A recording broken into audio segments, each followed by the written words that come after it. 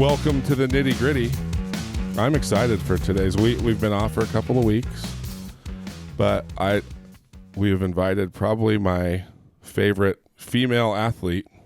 She is hanging in your office. She's well, okay. A picture of her is hanging up in my office, and we have star BYU athlete, current Washington Spirit star, soccer legend, Ashley Hatch. Is it Ashley Hatch Van Buren? Like, how do we do that? Because it's such a catchy name, and people branding stays Hatch. Yeah, is this? It's Ashley Hatch for now. Ashley Hatch. Yes. Yeah. Once I'm done with soccer, I'm going to switch over. But right now, it's Ashley Hatch. Well, I mean, every pro athlete is a brand, right? Yeah. I know that's kind of a. You've always been a very humble person. I'm sure you probably don't like talking about this stuff, but you do have to keep.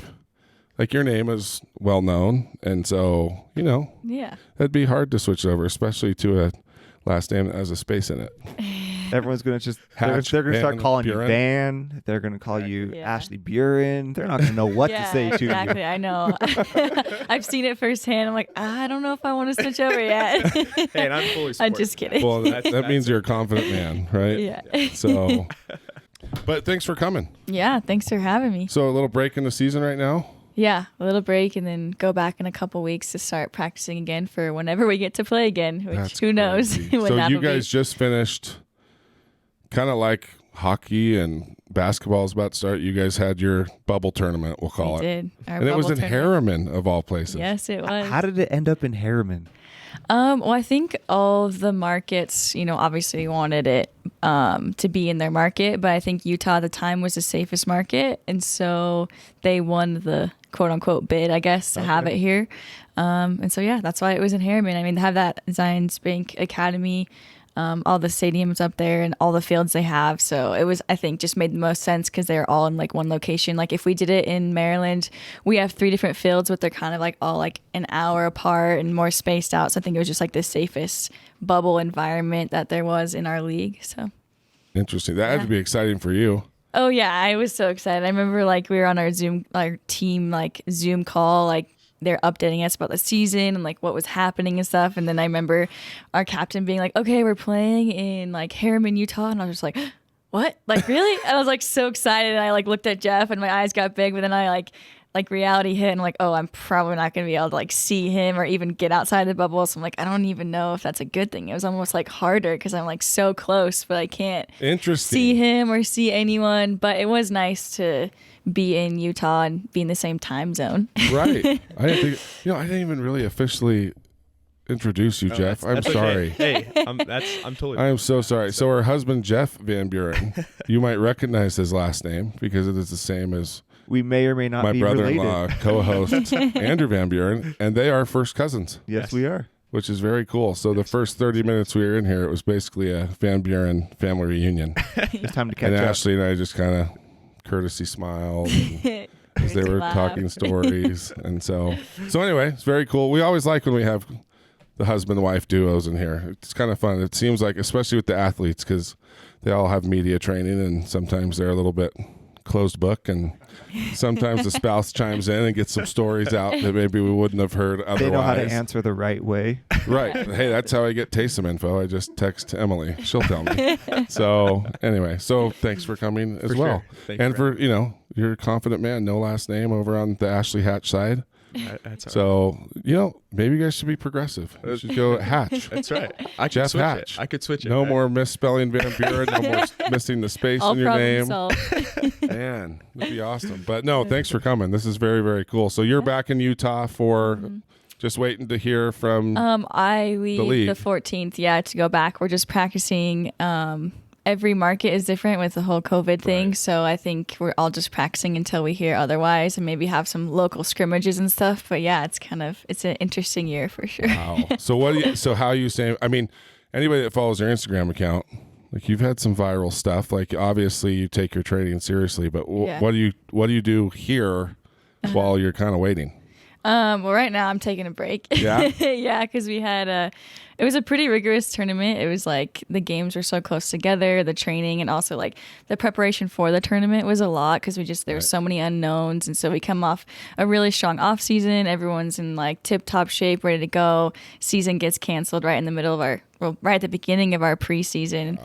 And so it was like kind of like it was emotionally draining. It was mentally and physically draining. So they just told us to take a couple weeks off before we return back to market and start training again. And I mean, every time we train, it's a lot, and I'm excited for it, but I'm just enjoying this break. We were in the Uintas, last week? Yeah, last week. Yeah, so it was kind of nice just to kind of unplug off the grid for a little bit. No cell phone service. It was really nice, but I'm already itching to get back on the field again. Oh, so. I'll bet. So what was it like, everybody kind of showing? Did you guys practice in Maryland before getting to Harriman for the bubble, or was all the practice here? Yeah, so once we found out we were having this NWSL Challenge Cup, we had, I think, 4 weeks. It's about a month. Yeah. About a month of actual team training. And before that, we were kind of like on our own because we weren't allowed to get together as a team. So we had like about a month of preparation.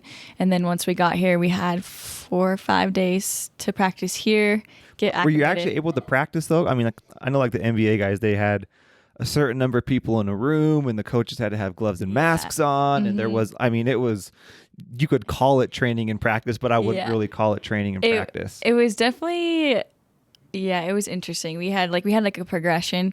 So like we had, I think the most we were able to have was like 6 at a time. And then like the actual local fields that we play at weren't technically available because they're government owned and they weren't like opening it to the public, so we had to go to a different venue, only 6 people at a time, which made for really long days for our coaches because they had to stay there for you had to 5 or 6 hours. And like luckily I was in like the first or second group, so I didn't get their wrath at the end of the day when they're like, this is the 5th time thing. If you go to Van Buren, you're going to be at the end of everything too, so you're going to be in the last group. I know, so being in the middle is not bad. I didn't even think about that. Maybe you shouldn't change it. No, it's a great last name. Hyphenate. But yeah, so it was a progression to answer your question, and then we had like maybe a week of full team training. So it was interesting because I wasn't seeing my teammates or playing with some of my teammates for a couple weeks, and then we had maybe 2 weeks, 2.5, and like 3 weeks if you count the week here before our games to like actually prepare. So yeah, it was like interesting. How ready did you feel? I mean, compared to previous seasons, right? Like I was ready to go. Okay. But I think as a team, I think we were all like just super excited to play. But I think another month or so, we would have performed even better. But we did perform really well, which is the exciting part, which makes me so excited for next year, is like with the small amount of preparation we had, like we played really well as a team. And I think it's a good test for all those teams to see how well they did mesh in like such a short amount of time, because we usually have so much time to prep, and we also have a normal 24 game season, and we had a 5 game season. Wow. So yeah. And did everybody showed up in shape pretty well? Like because it's hard. I mean, it's not just like the off season. Some people don't handle all the quarantine stuff mentally as well, and I just wondered if anybody showed up a little fat or a little I'll say yes. binge eating, There were some people, I think, when we got back, like into team training and stuff, like the intensity, you can't replicate team training. Sure. You can't, no matter what you do, you can't replicate it. So all you can do is prep your best. And there were some people that showed up that were probably like, man, I wish I would have ran a little more on my own, but once you're in it, you're in it. A little less Netflix. Yeah, exactly. Right. It's hard to, like, when the whole world is like staying inside and not doing anything and like, oh, like quarantine yourself, don't do anything, sit inside. Yeah, that's great and all, but like we also have to stay in shape and we have to get ready because we don't know when our season's starting. So you have to do whatever you can. We worked out inside a lot. We would also like try and find an open field wherever we could, play on crappy grass, do whatever you can to get ready. Every field in youth soccer. Yeah. Dirt patches. Like my son is a keeper, and it's like how bad is the dirt patch on this field? There's no get wrecked. Yeah, there's no grass. It's so crazy, but that's what kind of communication did they like provide to you guys? I mean, did you have any idea what was going on, or was it literally? From the outside looking in, it always looks like it's like a day-by-day thing. Like, we have no clue what's happening. Some players, like even Frank talked about, he got some of his information from Twitter. Yeah. He was like, before like the team would communicate with us, like I would know what was happening because of like woes from ESPN. Yeah. It's pretty much the same. Yeah. I mean, it was day by day. So like our team was in a unique situation because we had planned for our preseason like a warm weather camp. So we went down to Sandpiper Bay in Florida for our preseason. The day we got there, we had one training session and then they shut every team down. So we were in Sandpiper Bay for 2 weeks, not allowed to train as a team, only as like individuals or groups of like 2 on our own. And we had no idea what the season would look like. I think we were kind of seeing like, because the NBA shut down, all these other like sports were shutting down. And so we were kind of like, we're like still like a new league and we're trying to learn. And so we're just kind of like learning from everyone else and seeing what everyone else was doing. So like, oh, the NBA shut down, we're most likely going to shut down. So that's kind of how we like anticipated what was going to happen to our season. But it was really cool that we were one of, if not the first sport back, We were the first sport back. So that was kind of like a huge step cool. for our league, which was really cool. That's the thing. I mean, you see what these guys are going through, and I mean, it's been 2 months since you guys started, right? Yeah. Like when you first got going again. Yeah. There was way less information back then, so I mean, it was even more wild west on Yeah. what was being reported and what the expectations were, Yeah. and that's just crazy. Did it feel different, like playing the game, like in the middle of that? Like did it, like once you actually started, or once it, Yeah. and once you went, did it just like, oh yeah, we're good? Like once we got here into the bubble and Yeah. everything. Yeah, the first couple of days were just like so many unknowns. Like this is the first time anyone has ever done this. So the league was still trying to figure things out. They did a great job of, like setting these standards and regulations and keeping us safe, but it was still, new. It was still their first time. So we were one of the first teams to get into this market besides Utah as well. So there was some adjustment, to like all the rules and stuff. But like after the first couple of days, it started to feel normal, and we were all just so excited to get out on the field. So after that first game as well, like it just felt normal, and we were all so excited to be out on the field. It was a little weird, like scoring a goal and there's like no cheers, no fans. So you're like celebrating and you're like, whoa, this is weird. Like it's so quiet. Like because you watch on TV, they add the fan noise and stuff. I love that they add the fan noise. It just makes me feel a little bit more like things are normal still. Like I always watch the enhanced versions of the me games. too. I like it. But yeah, so that was a little different. But after the first game, it just felt normal and good to be out there on the field. Did you have to do COVID tests every day? Not every day, but a lot more often than you would have liked. Like we had to do it before and after every game. When we were in Maryland, too, the whole month or 3 weeks leading up to it, we had to get tested every week. Like once we started training as a groups, like more than 6, we had to get tested every week. Did they do the nose one every time? Yeah. Yep. Oh, that would be so bad. I know. No, thank you. Yeah. I know. I feel like Frank filled us in on the bubble, and that's hard. Like 90 days I'll be in there with no. Yeah, it depends how long Like they go. if they, if they stay in it, but yeah, no, like you couldn't go visit Ashley, right, Jeff? Like, Well, I mean, yeah, I was the non-contactless delivery or whatever. Yeah, he was contactless my, delivery guy. So you He was were? my Uber we Eats wouldn't touch sometimes. it. We would follow Right. the rules, but it'd be like, here's He a would, box for you. love Drop notes. it down in the lobby. I'll be down there in a second. Here's some laundry. Yeah. So So it was a little advantage I had, which was nice. So it is kind of bittersweet. I guess that's good, but like you said, being so close, but not being able to see family and everything else, It's like that's hard. I was in the MTC for Thanksgiving and Christmas, Oh, right there. and like you could like see. I was like, "Hey, that's my grandma's house. Oh, that's probably my family right yeah, now." seriously, That's yeah, tough. that's the same MTC feeling I feel like sucked. she was doing. Yeah. Yeah. wow. So I mean, what was like the family situation? Like, I mean, have you been separated? Like, how long were you guys separated then? I mean, I guess the silver lining of the whole COVID was once BYU got canceled, he came out to DC a little bit sooner, which was nice. Usually, I'm still in school. I have one more year, and usually it's like 2 or 3 months on either end of. So like the at summer, the beginning, he's Okay. gone for 3 months, and then at the end, because I'm still in school, and then I'd Right. jump out to DC. yeah. So he left. We left around the same time to come back here, but then hadn't seen each other till after the tournament was over. So I was out there like March. It was like the next day after they canceled it. I flew out, and Yeah, well, because there was rumors of like state borders closing. Like no one knew what was Yeah. going on, so I'm Right. like, get your butt out here as soon as you can. so I was you're out with there me during March the till June, and then dropped her. Like she left. I took care of some things in DC, and then came home and been here since. So Wow. It was like this time it was a month and a half. Yeah, Wasn't our worst. yeah. We've been apart for longer than that before, so It was doable. Not too bad. That would be really hard. Is it'd like, be I mean, on my end, you're still kind of like newlyweds. I mean, you're what, a year and a half in, right? well, they're probably only like 9 months in, Yeah. technically. It With all depends the on what time you mean. apart. In like together Right? or married, it's different. Yeah, if you're playing pro soccer across the country, you're still in school. Yeah. Man, that tournament was kind of crazy. I mean, the teams that should have won Yeah. both knocked out in the first round, Yeah, it was rough. right? Yeah. So the Spirit and your old team The Courage, those yeah. are probably the top 2 teams. I was just going back through it to see, but It was a yeah, heartbreaker that for was them, especially. so strange. It went to Yeah. penalty kick or shootout the first, or Yeah.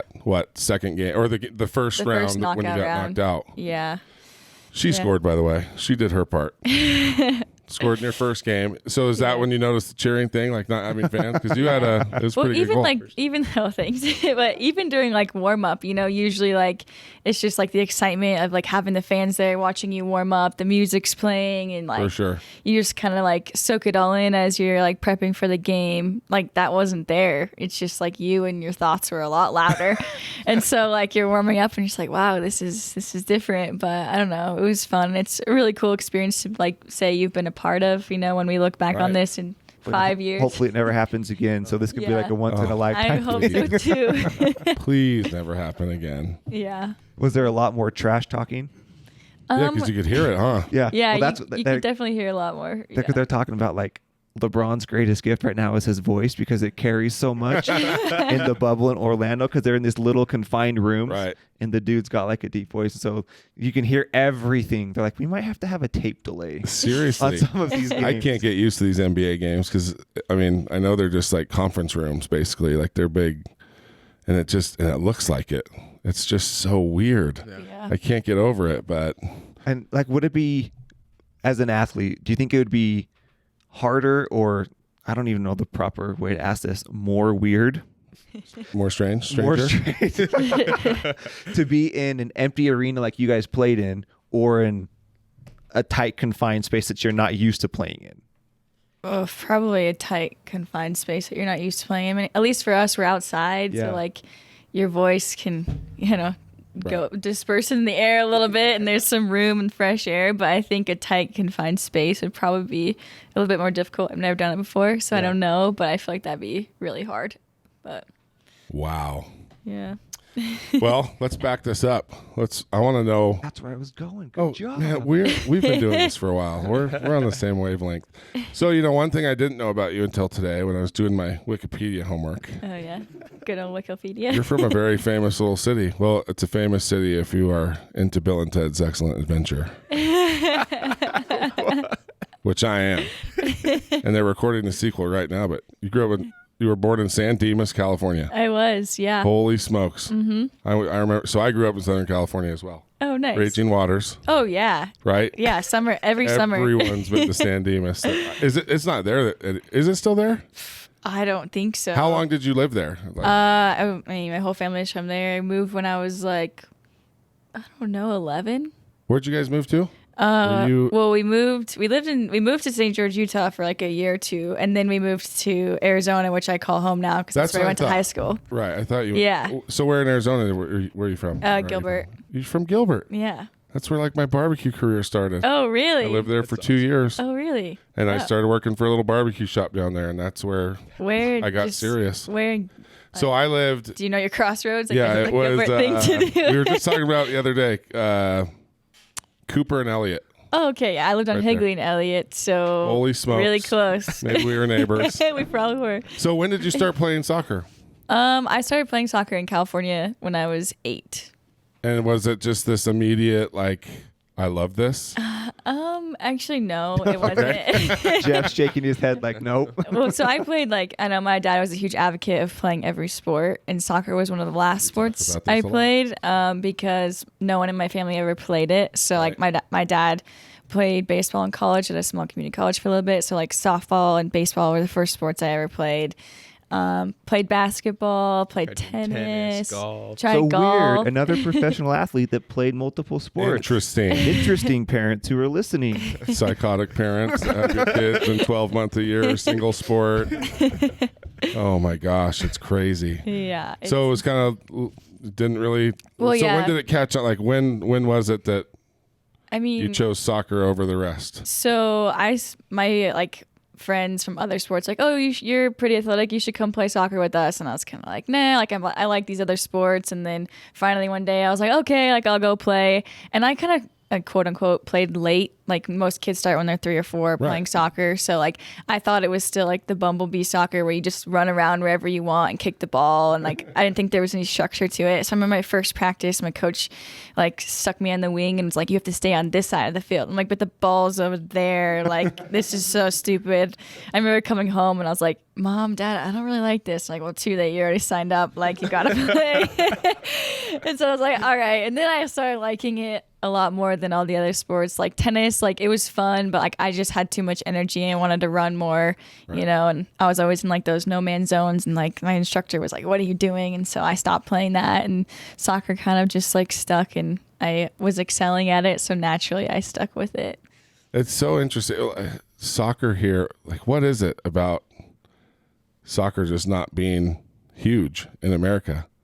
Like kids, I mean, like you said, what was your favorite sport? Like, I don't know, probably baseball at the time. Yeah. See, that's a whole nother debate that I've been wanting to have with somebody lately. Why softball? Why do girls play softball and not like everything else is the same? Yeah. Soccer. Yeah, I don't know. You know I mean, what I was Like, the only girl on my baseball team because like I started playing really young, so it's baseball. And I remember being in elementary school once, and they're like, "What sport do you play?" I'm like, "I play baseball." And they like, this guy's like, boy, I was like, "No, you play softball." I'm like, "No, I play baseball." And I was like, I was so confused. I was like, "It's the same thing." And then once I got older, I started playing softball. But yeah, it was.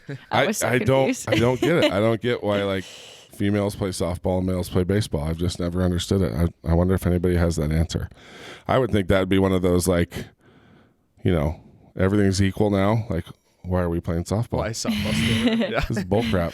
I mean, it is an amazing sport. Like the way, I mean, the pitchers now and all that, but it's just, I've always wondered why it's different. But anyway, so were you, when you started playing soccer, were you up front? Like, were you kind of doing what you're doing now and scoring goals? And I mean, that's always fun when you start scoring goals. Like being good at something definitely makes it more fun, right? Yeah, no, for sure. Yeah, I mean, I started playing like on the wing just because I had speed and I was decent. You know, I was fast with the ball. So my coach just stuck me out on the wing. I didn't score a goal like my first year at all. Just you know. I don't know. I just never did. It was my first time ever playing. I remember I didn't make the all-star team either, and I was like super upset. And then so you had competitive spirit as a kid. Like you were competitive. Yeah, I think I made it. Yeah, I think I might have scored one goal like my last game or something. Oh, and I was like, Dad, can you believe I scored a goal? Like. He's like, yeah, I can believe it. And then the next season, it was a different story. But well, it's hard to get the positioning down and know where the ball is going to end up. And I mean, it was. And you know, I never used my feet before. You know, like every sport, you're using your hands and stuff. And so I had never used my feet before. So it was a whole. It's a much tougher game than people realize. Yeah. Like you got to be coordinated head to toe. I mean, it's a lot harder to bounce or dribble a ball around than people think. Yeah. No. Yeah, running full speed. Right. I mean, that's what I'm saying. And when you're, I always just say forward. Like I guess you call them forwards. There's so many different little. I swear every team calls it something people different. People that are up, right? Yeah.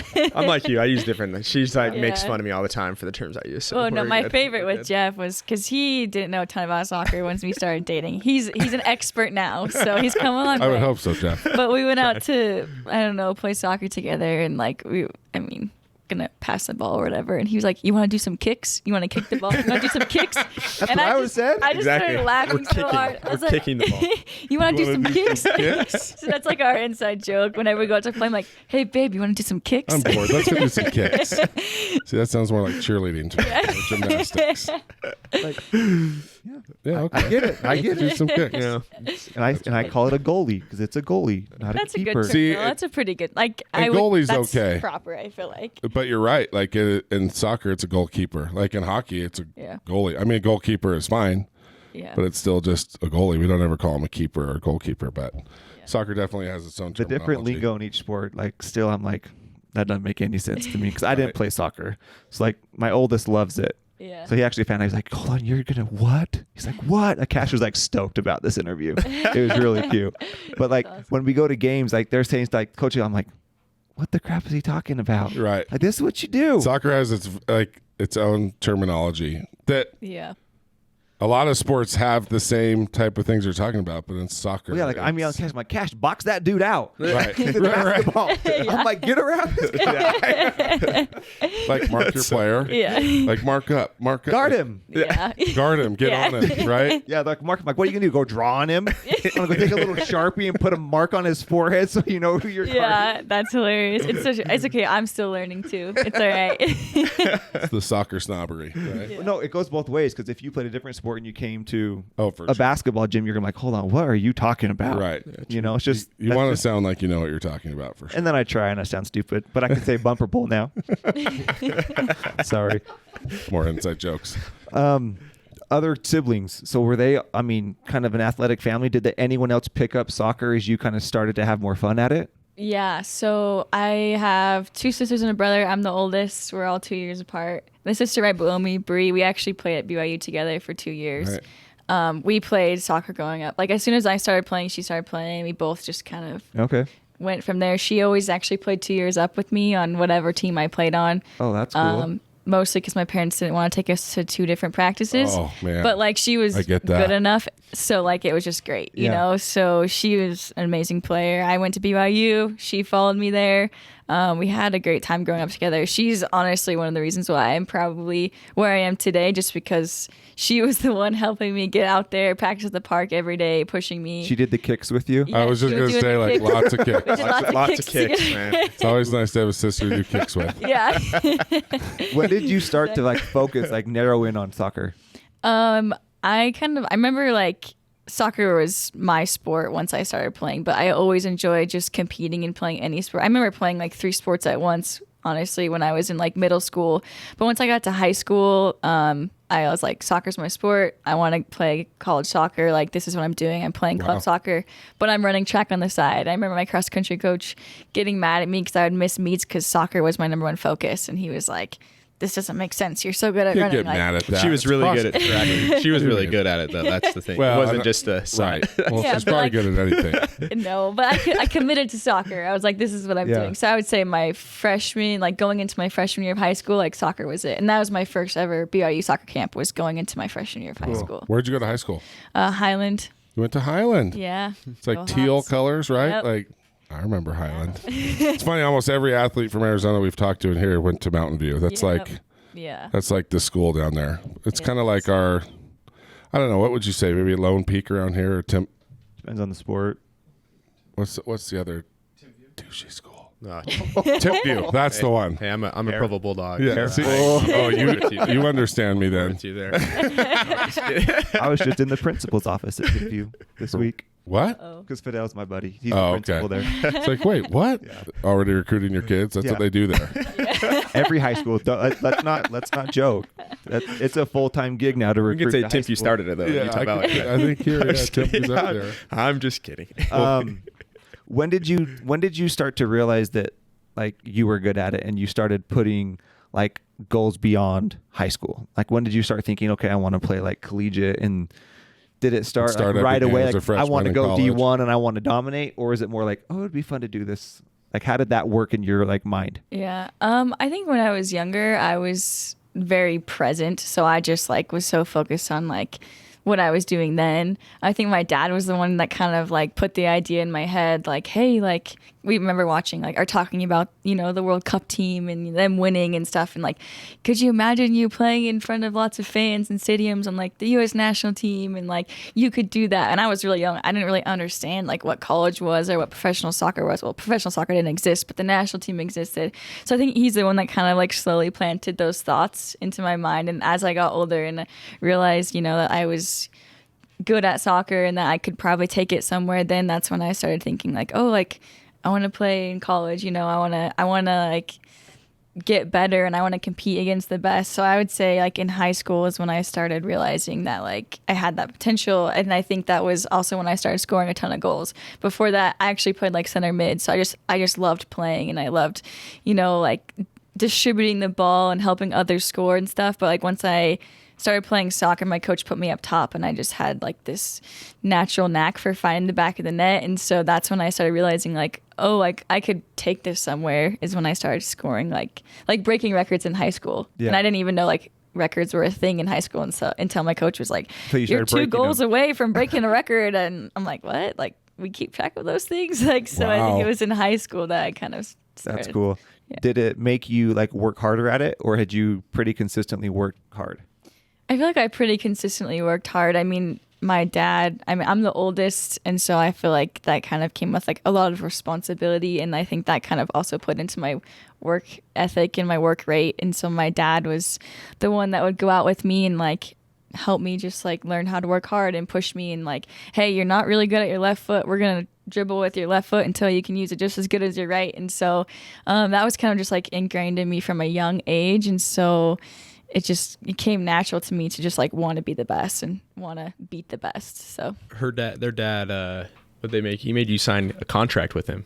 yeah, In a good way, like if we're gonna do this, What? you're gonna be committed. Yeah, Like well- in a good way, you know. It's just like- Wow. yeah. Well, I mean, club soccer is expensive. You know, Yeah. it's Oh not- yeah, we know. Yes, It's not it a is. cheap hobby. That's why we're not doing it. That's why we're still like one level under like full club because Yeah. Tiptoed into it this year. Yeah. It's as soon as I got because both of our sons have done a couple tryouts, but Yeah. then we saw what the costs were. We're like, And they told us like, so we can do this for that, or we can do this other league, which is just below it. It's like 1/10 of the cost. I'm like, Yeah. crazy how all of that is now. Like, Yeah. I know in places like Arizona, like where you grew up, club soccer, because it's warm year round, and some of those outdoor warm weather sports, it gets serious. Like Arizona's a lot more.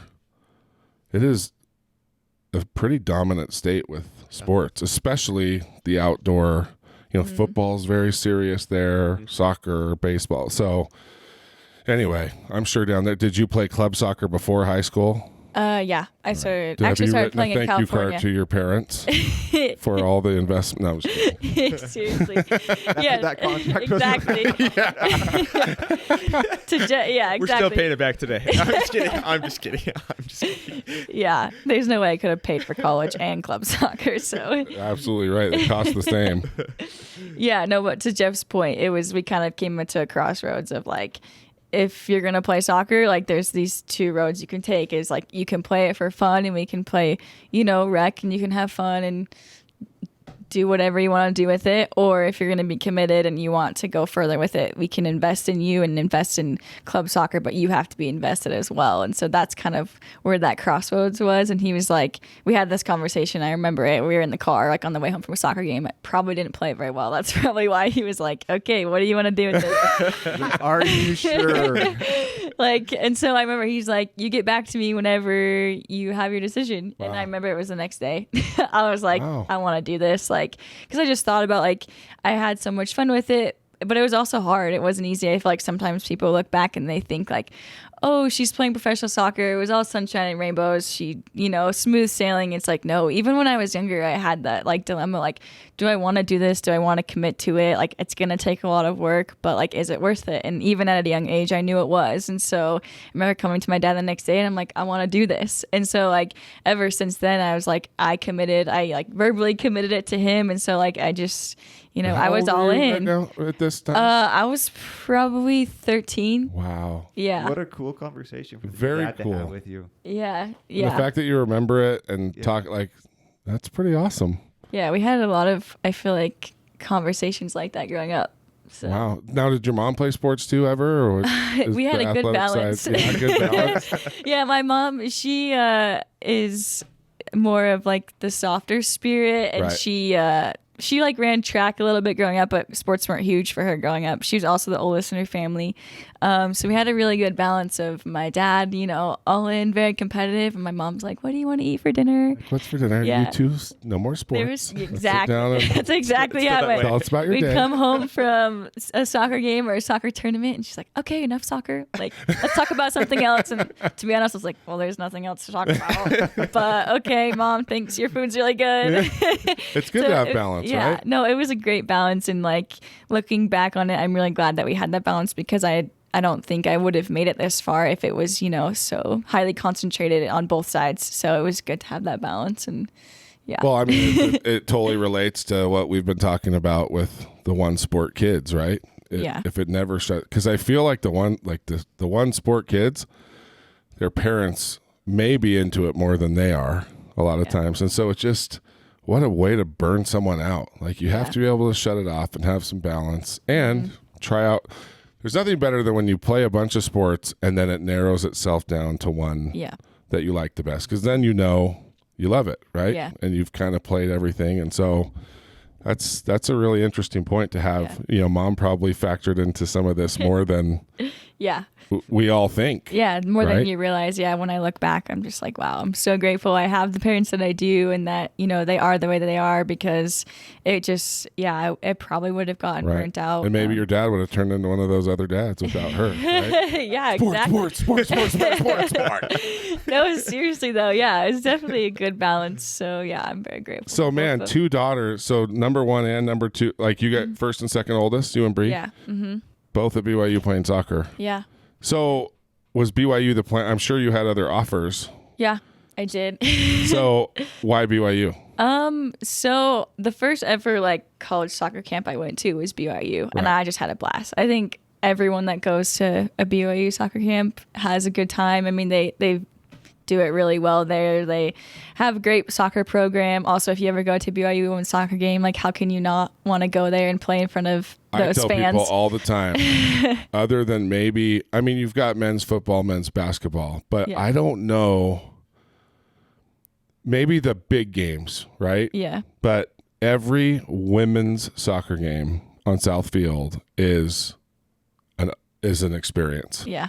It is so much fun. Yeah, it's a blast. Why is that?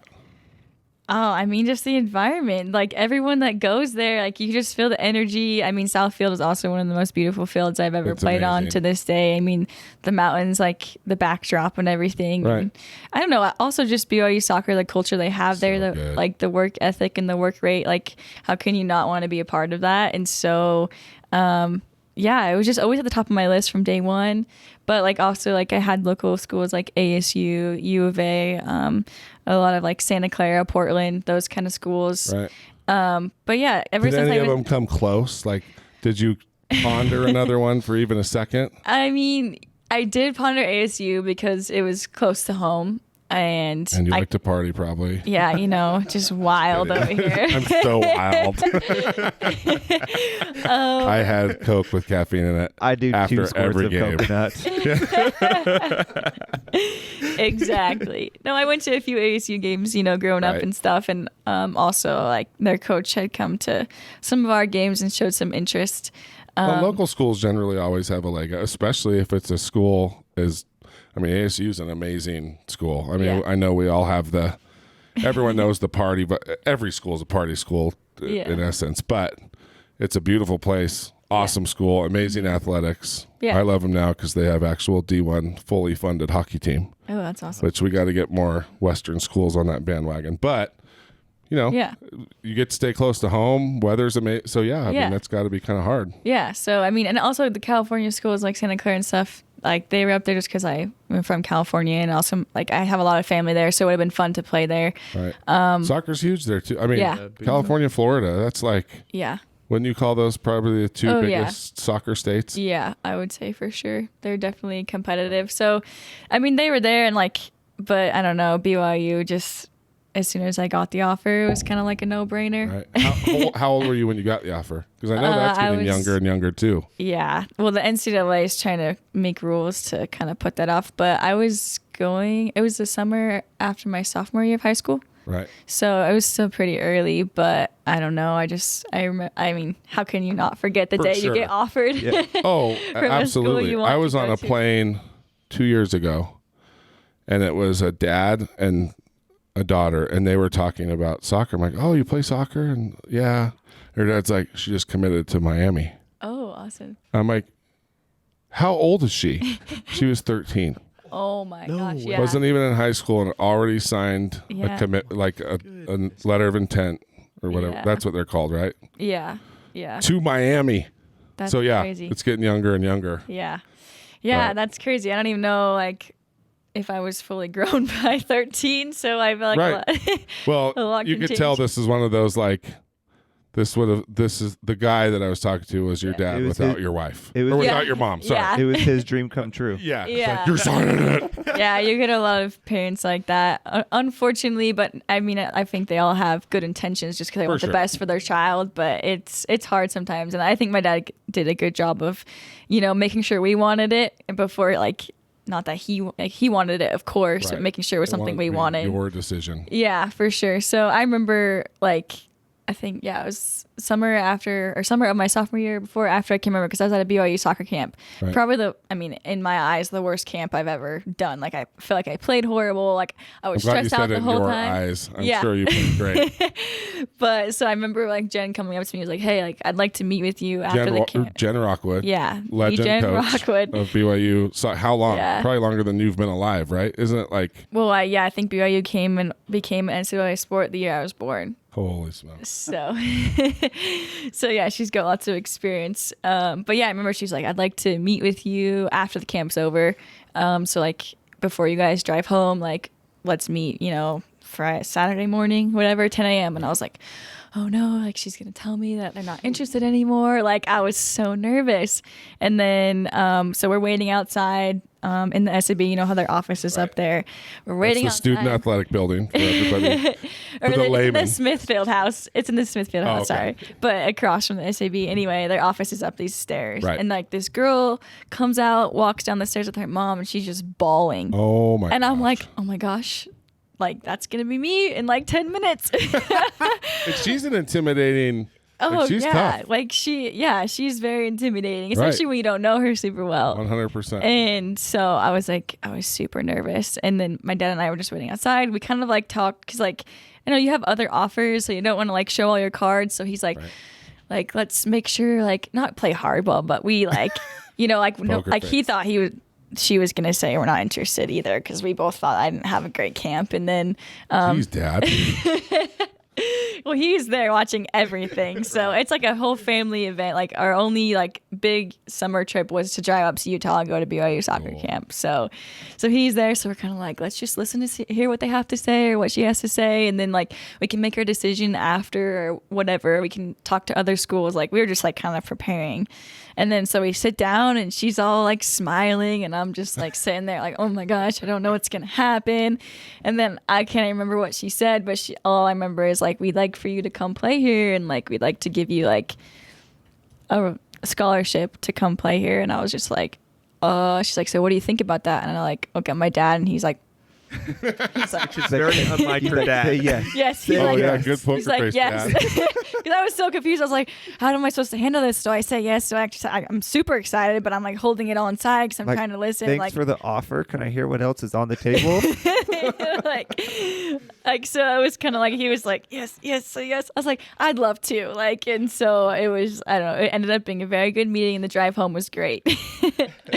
So but I also had to call ASU on my way home because I had an unofficial visit planned for when I got back from that camp, so I had to call them and tell them no thanks, which I was really nervous about, but it went to the answering machine, so thank the heavens. I just left a message. Oh, are you serious? You didn't have to talk to him? No. That's actually kind of nice because it's like, well, I guess you could call and try to win him back, but I'm sure. Yeah. I don't know. I'm sure BYU is a tough school to recruit against in women's soccer, especially with an LDS athlete, right? Yeah. So what was it like playing for Coach Rockwood? I always like it. So I have actually a pretty long history with women's soccer. Like all my friends, when I never went to college, but I lived here in Provo during the college years, and all of our, like the girls in our group were all soccer players. Yeah. And so I always heard, you hear a lot of stories, right? Yeah. And so anyway, I'm just interested in, because she is such a good coach. Yeah. But I also know that if you get on her bad side, Yeah. she can be pretty tough, which I actually kind of respect. I think everything's so soft now. But what was it like playing for Coach Rockwood? Like you said, like she's pretty intimidating when you don't Right. when you don't know her at that level yet. And so like coming in as a freshman, I was just super. I was a sponge. I just soaked everything in, ready to go, ready to work hard. But she demands a lot from her players, which I think is what makes the program so great. She, recruits very athletic girls and creates a really good soccer team because of her style and because of what she demands out of each and every player. And she's also like one of the best like motivational like pep talk coaches I've ever Really? had. Yeah, she just like has this like subtleness, like this like quiet confidence about her. Right. She's a very confident woman, which I think it oozes out of her when you get to know her. And so you just like, she doesn't really have to say anything. You just like know like, okay, I need to do better. Well, I know just catering. Like I have even felt like, and maybe it's because of I can like, cook his brisket better. I'm so sorry. right? Like you get around her. Like she's always been so nice to me. And I mean, that year we were doing, when I stole this poster of you that I've had in the office for a while, like it was so cool. Like she'd always just say like, hey, come just stand by the bench. Like you can just stand right here and watch the games. But I think because of the stories that I knew and just, I was even kind of intimidated. I'm like, oh man, I don't want to, make her mad. Like she's kind of legend. It's sad that she's not a bigger legend. That's one thing about the whole female sports side that we need to focus more on, right? Is, we always talk about Lavelle. Right now, Coach Pope is getting a ton of attention because of what basketball is doing. Yeah. But we don't talk enough about, we have probably, I don't know how many other D1 women's soccer coaches have her. Yeah. Like, she is kind of a living legend in the women's soccer world, right? Is. Oh yeah, and she's been like, I don't think people understand like what it's taken for her to get where she is today. Like was it last off season or 2 off seasons ago? I went to a coaching course to get my C license. Okay. But like our league like helped sponsor it, so we didn't have to pay for it, and it was all women in the course, all women from the NWSL. But besides that, like they only have like maybe 1 or 2 out of like 20 to 40 coaches trying to get their license. So she's been in a world where she's the only one, competing to get her coaching license, to competing to be one of the best college soccer coaches, right, in the US. So it's like she's been through a lot, and I think that's, like why she is the way she is. And it's really cool like to learn from her and hear her stories. And like I remember going to like All-American conventions with me and like another person, and like on a more personal level getting to know her stories of like how she's gotten where she is. And it's just like, wow, like my respect for her has just grown over the 4 years because of like all that she's had to deal with, all that she's gone through. Like being a coach and being in that spotlight is not easy. Because, when you play well, the players get all the praise, but totally when you're right. not doing well, the coach, gets all the criticism. So it's hard to be in that position. What would you say is like, if there is there one lesson that you take away from her? Like if you were to try to boil it down, like, is there something you carry with her always or carry with you? Yeah, I would say one thing that I really appreciate about her was how much, she cared about us being great soccer players, but I think she cared more about the kind of people that we were going to become after we left her program. And so I remember like every year, like my senior year, she would give us gifts of like quotes or like very like, I don't know, important like things to read and like being a better person or just making the world a better place. And so that's probably one thing that I've taken away, which is like outside of the game of soccer, but like she has helped me like become a better person just from her example, and also what she has shown us is important in life, and that's outside of the game of soccer. Yeah. I bet parents love hearing that. Sending your daughter away for an athletic scholarship, going to BYU, that's got to be such a leg up for who you choose to play for. Oh yeah, when you're being recruited, is having a coach like that. Oh yeah, that's one of the reasons why. My parents wanted me to come to BYU because I'm the oldest, so the first one to leave the home, and so they wanted me to go somewhere that they knew that I would be safe and You're the first learn. one they actually cared. By the last one, they're like, just get out of the house. Yeah, yes, you fine. Exactly. Have fun on Mill Avenue on Friday night. Yeah. Be home by 3. Too accurate. Oh, that's awesome. So freshman year. Now, the other thing about Coach Rockwood I know is it doesn't matter who you are or how much she likes you. Like, she plays the best players, right? Yeah. You started every game your freshman year. Yeah. No big deal. What was that like? That had to be a little bit scary. It was. I mean, I remember that was actually one of the questions my dad asked Jen in the interview, or in that meeting where I committed. Right. He asked her what's your view on freshmen coming in? Like, do you play them? And I remember her answer very vividly. We put the best players on the field. Right. And so my dad was like, yeah, like that's right. And I was like, oh my gosh, there's so many good players. I was like, that's awesome, but oh my gosh, I'm scared.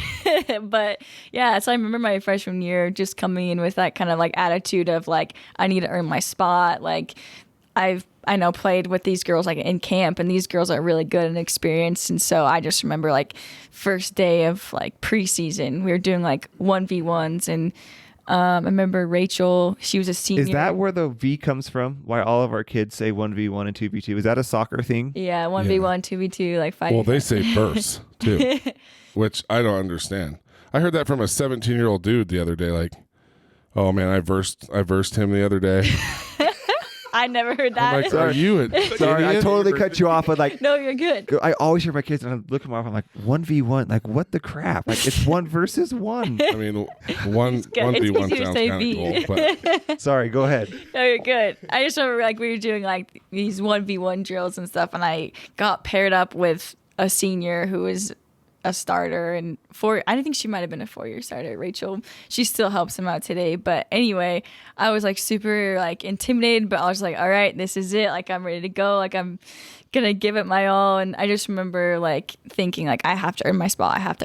And then eventually we had like some free plays and some scrimmages, and I was on like the starting team, and I was just like, wow, like she was right when she said she wants to put the best players on the field, because I was performing. And I don't know, it was just really fun, and it all happened so fast. I feel like looking back on it, it feels like it was yesterday, but it was a while ago. right. When did you feel like you belonged? I mean, coming in as a freshman, like when did you feel like, all right, I not only can I hang, but like I deserve to be starting? My first goal, Yeah? for sure. Yeah, I mean, it's always like there's always question marks when a coach puts a freshman out on the field. But I remember my first goal was a preseason game against the Haiti national team. And so I remember scoring my first goal and kind of was just like, all right, this is it. I can do this. Like, I'm playing with some pretty amazing players against a national team. And I score a goal, and so like I can do this at this level. That's awesome. Yeah. Well, I mean, do you have like a favorite memory from your freshman year at BYU? Yeah. What were you gonna say something? PK, right? Yeah, I scored the game-winning PK against Utah, my freshman year. Yeah, It was my first ever Utah BYU rivalry game. I didn't really understand the rivalry until I came out to BYU, Yeah. just because I didn't grow up here. But I do remember playing against them, and they were pretty physical. So, and all my teammates hyped it up like, oh, it's rivalry weekend. Like, we got to beat them, whatever. And so I remember the coach had me take the game-winning penalty kick in the run of play, and we won. And the fans like What was rushed the that field. like? I mean, asking to kick that. Well, I was like, it was odd how it See how all I said played out. Kick that? Yeah, I said that. It's okay. Yeah, there you go. I love it. We'll make it a thing, and then in a couple years, everyone's gonna be saying it. That's right. But my coach, I remember Coach Watkins. He was the assistant coach at the time. He was like, "If we get a penalty kick in this game, you're taking it." And like, it was weird because like he never said that to any of the other games.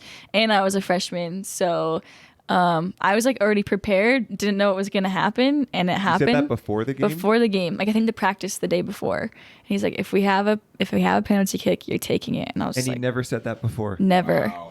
And I was like, all right. And I remember talking to my dad before the game. Like, he came up to visit, and I was like, yeah, Dad, like Coach Watkins told me if we get a penalty kick, like I'm taking it. And now he tells me, like, when you told me that, I was super nervous, but I was like, oh, okay, cool. Yeah. Like, you got it. So it happened in the game. It was actually like second overtime, golden goal. And I took the penalty kick, and we won because it's golden goal. And then the fans just like rushed the field. It was like the most like, it was surreal. Like, that's the only time I've ever been a part of a sporting event where the fans rushed the field. So I was really exciting. Especially against Utah. Yeah. Yeah. That's right. Your first go around. Everything was just a disappointment after that. Yeah, unfortunately. So what was the bet? It's funny. I'm going through your 4 teams, you know, at BYU. What was the best team? Like what year? I mean, I could tell you with the records so what your hard. best team was, Careful. but Just kidding. but I mean, was there a team that was just like, this is a special group Oh man. that kind of stands out, or that's hard. because you guys have great records, you know, every year. But there's one year I just wondered if that would be the year that there's one year where you guys didn't lose at home, What year was that? right? I should know that, but So this was 2015. okay. Yeah. So I think weird. it's the year. I think it's the year you got hurt. He's a junior year. Oh, my junior year. Yeah. Like you missed 7 games, Yeah. but That year. Yeah. I don't know. you were It's hard still to, it's third hard in to goals. say. No big deal. Missed a third of the games and was still third in goals. But Well, I think my freshman year was a really good team because that was the year they came off the Elite Eight run. That's the Right. year that they went super far and then lost a few seniors, but still a really solid team. another one but- of my all-time favorite female athletes was on that team. Yeah. Which Hillary, Oh, yeah. baller. she- Hillary Kafusi. Yeah, she's so good. Oh yeah, she's awesome. But yeah, so that was a really good team. I don't think I like realized it because I was just a freshman. Everything was new. Right. I think my senior year though was like one of the best years just because like the girls I came in with, you know, we like all Right. developed and we all grew as players, as people. Like we've been through a lot together. So there was nothing like your senior year. Like we obviously wanted to go further than we did, but I just thought we were a very solid team with lots of talent. So cool. Yeah. So your senior year comes. What's going through your mind for after? Like obviously you had a very, very successful 4-year career, which a lot of NCAA athletes can't say that. I mean, very few get to start as freshmen in any sport, male or Yeah. female, right? Yeah. But with female sports being a little bit behind the curve, and we're starting to finally see it catch up now, which is amazing. Yeah. But, you know, it's not a lot of times, especially, you know, 4 or 5 years ago, Yeah. those opportunities are not, you know, not as, what's the word I'm looking for? Why is prevalent popping into my head? It's not. It's, There's it just not works. as many opportunities, Yeah. right? Like with not as soccer, common. Somebody that finishes college or whatever, like male soccer, there's like 40 countries with pro leagues, Yeah, and and you know, A lot of you leagues, can go different levels. right? You can go Anyone- somewhere and anyone play can and be make a some pro. money. Yeah. Exactly, but for a female soccer star, you know what was that process like? What was the mindset like? Had you guys? When did you guys get married? Around we got married. Your senior season? No, we got after- married last year, 2019. Yeah. Oh, We need a whole other podcast for that story. Yeah. that would be. Cool, I was actually. chasing her. Let's just say that. Okay. Jeff Just comes took- into the picture right about now. Right her senior, before her senior season, we met and started going on dates, Interesting. and then she pushed that away for a while. But you know, Well, she's an okay. elite athlete. She I doesn't know, have time for that. Focus. Yeah, She doesn't have time for you. No, I'm just kidding. So yeah, so what was that? What was your mindset like? At what point did you say, I got to keep playing? Well, so I had that injury my junior season, Right. which was like a huge setback, but it also put soccer into perspective for me. So I remember like I just really wanted to focus on my senior season and have a great season. And a lot of people were asking me like, are you planning on playing pro? Are you planning on playing pro? And I was just like, I don't know. I just push it off because I knew that if I did want to play pro, like it didn't really matter if I didn't have a great senior season.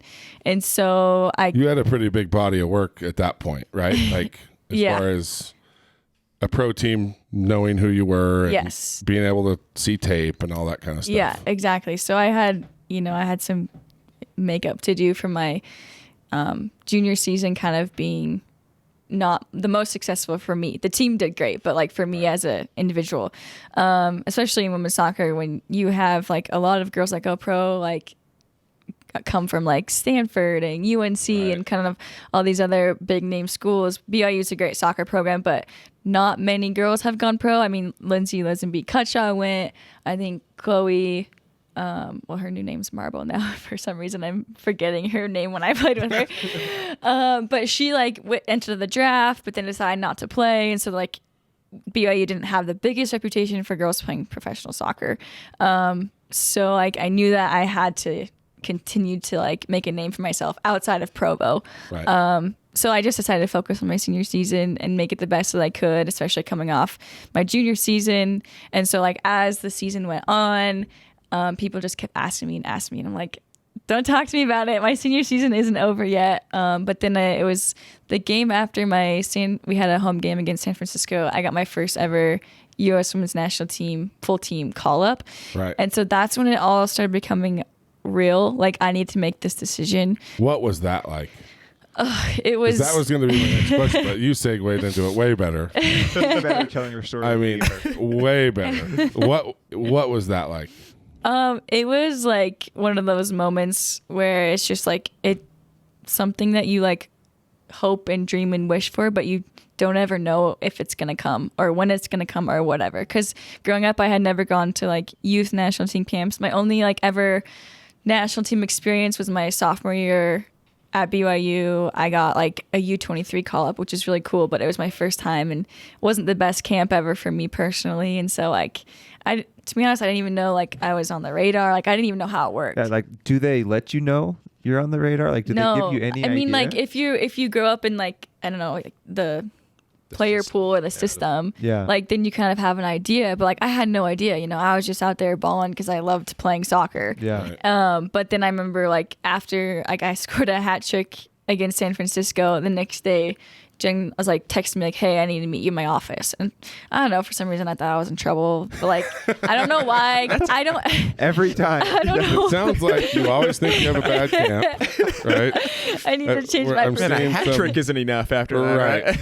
And every time she calls you to the office, you think it's a bad thing. Yeah. So. And yet it was another good thing. Yeah. She was like, I got a phone call from Jill Ellis. Do you know who that is? And I was just like, yeah, that's a national team head coach. And she was like, I had actually gotten asked to go on a date to the national team game in Utah at Rio Tinto. And then she was like, oh, like you got called into the national team camp. You're going to miss 2 of our games. It's going to be here. And I can't remember where else it was. But yeah, she'll be gone for 2 weeks with the national team. And I was like, what? Like I was like, so like I didn't understand. Like I didn't even know Jill Ellis knew what my name was. Like I was just like, this is crazy. Like I'm going to be in camp with like Carly Lloyd, Alex Morgan, like all these players that I had like grown up watching. And so she was like, yeah, well, you might want to go call your dad. And I was like, all right. Cancel your date. Yeah. I was like, I got to cancel that. So it was during date. the season. You had to miss games. Yeah. So I had to miss 2 weeks of our conference play. And the first game was here. Yeah. How cool is that? It was amazing. Wow. Who was it? It was European. Was it Switzerland? It was Switzerland. That's right. Yeah, we played against Switzerland. And yeah, I remember calling my dad. He didn't answer, and then he called me back, and I told him, and his reaction was just so like mediocre. Like I didn't know. I was like, Dad, like aren't you excited? But he just didn't comprehend. Like after he got off the phone, he like started Googling, because that's what he does. He's good at just looking up something. Right. And he's like, holy crap. And then he called me back. He's like, oh my gosh, like I didn't realize what you were telling me. Like crazy. And so yeah, what does that mean? They'll get called up. So like how many people are on the team? Like what's the likelihood of actually playing? Like what does that look like? Yeah, so like the national team has like practices and friendlies like throughout the year, because like a lot of the girls, I mean now I know this because like I play in the same league as all the girls that are in the national team, so like their season is, or they play for their professional teams, right? But like as a national team, like they're not together all the time. So like a national team camp is like a time for them to get together, practice in preparation for like the World Cup or the Olympics or whatever tournament they're prepping for. Okay. So they have friendlies every so often to prepare for whatever major event. And as that major event gets closer, they have more and more camps and they become longer. So I got called into this national team camp. It wasn't a World Cup. Was it a World Cup year? It was the year, no, 2016. I can't remember, but so they're just like, they bring in new players every once in a while to kind of like get a look at them and like either like prep them for like the future or just to kind of see if they can handle that environment. And so it was my first time ever playing against professionals. I remember my first practice, like super nervous, but super excited, and, I played well, and I actually like got playing time against Switzerland, which is like first cap. Yeah. First cap ever, which was pretty like. Remember that. First cap, that's another one. What is that? It means you Yeah, go ahead. I don't know what it stands for. I've looked it up before. Well, your coach is from England. Yeah, the original. my current coach right now is from England, and I guess is it? When you played for the first, I mean, someone's probably going to know this and tell me I'm wrong here or Right. something, but from her coach, it's like when he played on the national team, when you stepped on the field and played, they actually gave you a hat, a cap to have you remember that by, Okay. you know. So he said he had like 7 caps, which he I don't know. It's He showed us too. Yeah. yeah, and so In sport, a cap is a metaphorical term for a player's appearance in a game at the international level. yeah. Okay. No Yeah. big deal. So an appearance. Yeah. Yeah, it's an Okay. appearance. So I'll call it an appearance. No, call it a cap or you'll sound stupid.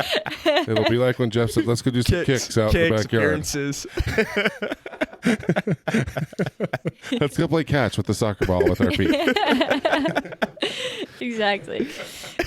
So you get in your first cap, Yeah. Nice. first game. Yeah. First Were you surprised? I was. I remember, so Sam Mewis was my roommate at the time, which I'm super blessed to have her as a roommate because she was really nice and very helpful because the whole environment and the structure of everything was just so new to me.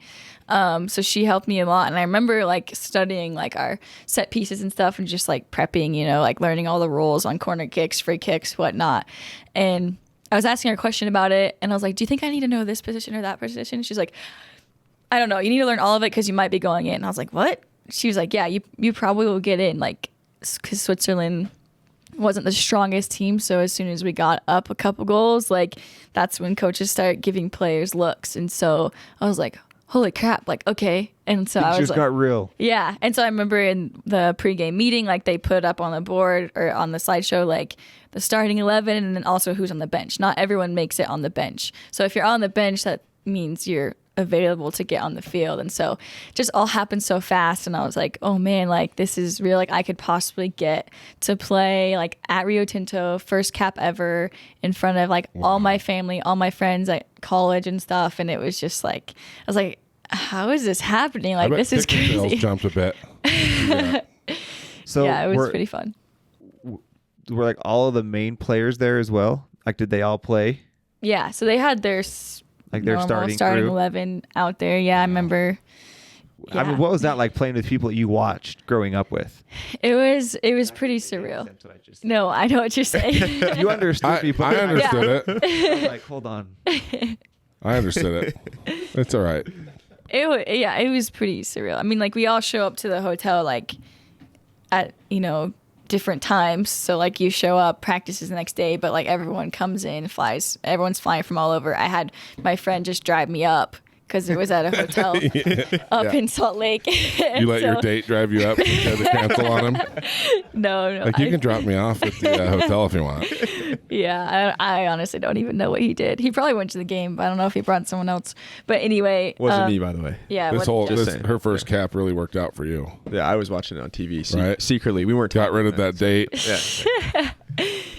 Yeah, so I showed up, and so everyone's chilling in the hotel, and like you'd get in the elevator, and all of a sudden like, oh, there's Carly Lloyd. Like she doesn't even know who I am, but does she know that I'm here for the same reason she is? Like I don't know. Like do I introduce myself? Like I was so nervous. I overthought She's like, no, everything. sorry, no signatures. Yeah. no, like I'm your teammate. Like no, I'm here to play with you. But I just remember like introducing myself to everyone. Like hi, I'm Ashley Hatch. Hi, I'm Ashley Hatch. Like some people were just like, oh hi, nice to meet you, or whatever. Who was the coolest? Oh man, that's hard. Okay, then who was the worst? Or maybe They were all just very intimidating. Like the only time I've ever seen you was on TV, So like I remember I was really like Carly Lloyd actually came up to me and introduced herself, which I thought was really cool. Wow. Because she's a legend. Yeah. And so I just remember like, wow, like respect, like my respect for her just grew even more because I'm kind of a nobody. Like I'm still in college. Like I haven't stepped foot on not even a professional practice before. She came up to me and she's like, hey, I'm Carly. Like you don't need to say your name. Like I know who you are. My name's Ashley Hatch. I go, I play at BYU. You don't know me. I'm like, so like it was really cool to play with her. But like being on the field with all of them was just super fun. I remember like they had me playing forward, they had me playing outside back, like I was playing all over the place. And I remember like Kelly O'Hara playing with me on my team, and I was playing up top. I think she was playing outside back. She's just screaming at me the whole time, like, go right, go left, like whatever. And I was just like, holy crap. Like, I'm trying to listen to her. I'm trying to play. But like, it was like just an environment that I wasn't used to. But now that I've been playing in this environment for a while, like if no one's yelling at me, I'm like, why are you silent? Like, come on, like yell at me. Like, it's just different, you know? But it was really fun. Tell them about when you were like, wow, I can do this. With that moment during practice. Yeah, so I remember, I think it was, I don't know, like pretty early on in the week, like first or second practice, I was playing, Carly Lloyd was on my team. I was playing outside back actually, and there was a ball that was like, her back was facing the goal, I was going forward, and it was like she could have gotten it, I could have gotten it, but I kind of was just like, you know, I was feeling confident and I was like just playing and not thinking, and I remember I called her off the ball like, move, I got it, you know? And like passes someone else and they scored, and so like, wow. Luckily we scored. But like I remember like, after that I was like, holy crap, I just called Carly Lloyd off the ball. Like, man, like this is real, like I can do this, you know, like as long as I play confident, like I can hang with these girls. And so that was the first time I was like, I definitely need to play pro soccer, because like there's another level that I haven't like experienced yet, and I want to experience that. So what a great I mean, it's just at the level you were at, it's like you can play. I mean, it's just instinct, I imagine, at that point. It's like, yeah, you're not thinking about who that person is. Yeah. But then the fact that you actually assisted on the goal. Yeah. How cool is that? Like, oh, sorry, Carly. Yeah. Get out of the way. Care of it. Like, would you say she was the one you were kind of most excited to meet? Was that your favorite player, or was there one on the team that you were? I was excited to meet all of them. I mean, Tobin Heath was someone I was really excited to meet, because she's just a really crafty player, and right. I liked watching her play. But yeah, so it was fun to meet her too. She's just as she seems. She's super chill, just like. Well, and it's like, I mean, I imagine you getting called up is the chances of a player getting to do that. It's got to be a very similar to maybe a D1 athlete getting drafted into the NBA or the NFL. Like, our women's soccer team is so, I mean, it's like a dream team. Like, yeah. And there are literally thousands and thousands and thousands of girls playing soccer. Yeah. But how many, I mean, that roster's what, 20 deep maybe? Yeah. Maybe 25 total? Yeah, probably like 20 to the World Cup, but like 23 most at, you know, a camp at a time. So, yeah. I mean, that's crazy. Crazy. Well, it's like the pinnacle. You don't. There's nowhere else to go from there. Well, right? There's not a better international team in the world. At least at that point. I feel like other countries are finally starting to invest a little bit in their, female programs, and I think that says a lot about the U.S. Like, hockey is the same way. Like, you have U.S. and they just dominated. Now Canada's up there. Those are always really fun games to watch, by the way. But now you're starting to see a few other women's teams starting to pick up. Like, when you see Argentina's national team coming to play BYU soccer, like, that's really cool. But that also says you're freaking Argentina. Like, you're like a soccer mecca. Yeah. And your women's team in 2017 is playing a college team in America. Yeah. And it was a good game. Yeah. Yeah. It should not be that way, right? Yeah. Because there's a lot of girls in Argentina that have been playing soccer a long time. Yeah. Like, that should be a dominant team on the world stage. Yeah. I feel like, we've been talking a lot about some social issues lately in here. I think female sports is definitely one to talk about. I was going to ask that because there's a huge push, even with the women's national team, about like the pay discrepancy. And there's been huge spotlights put on that. Yeah. Let's talk about that a little bit. I mean, coming from your perspective, I mean, why? What can be done? I mean, I don't know. It's a huge topic, but yeah. I mean, like, women's sports, we started behind, right? So like we've made strides, but I think there's still a long way for us to go. I mean, I think the hardest part for me is people not understanding the work that we put in every single day and the amount of pay that we get. Like, it's just, there's a huge gap. Like, no matter what people say, like, I go to training every single day and I work my butt off just as hard, if not harder, as some of these other male sports, and our salaries are not even close to comparable. Very different. Especially when you like at the NWSL level. Like that's why making our U.S. women's national team is like so hard, because you get paid a lot more when you're on that team. But like in other sports, like if you compare the NBA, for example, like playing on their national team is like, a lot of them are like, oh, taking a huge pay cut. Yeah, exactly. It's like not it's that cool. Like, oh, you play for the national team, you know? Right. Yeah. But like they get, It's like, yeah, I'll take 2 weeks off. I Yeah. guess I'll come play. Exactly what it is. Right. but they're, you know, But for like these girls, it's, wow, our salary is going to double, triple, quadruple, you know, sponsorship deals are going to come in. You know, it's just a whole different game. For sure. Lifestyle wise, you know? yeah. For sure. Yeah, so it's hard, especially like in the off season, when you're like working out and you see these NFL players that are working out with you or like in the same gym as you, and they're getting paid a whole lot more than you are. They're driving their Monday car to the gym. Yeah, exactly. And I'm driving my 2009 Honda CR-V. Like, oh, I gotta change the tires. That's so expensive. Like, I think one of my favorite things when we were coming home from Arizona after just getting married, and there was a guy in front of me. We started talking somehow, and he found out that I played professional soccer, and he just assumed that because I played professional soccer, I was very well off. Right. Like, dude, we're both flying Allegiant back to Provo. But like whatever.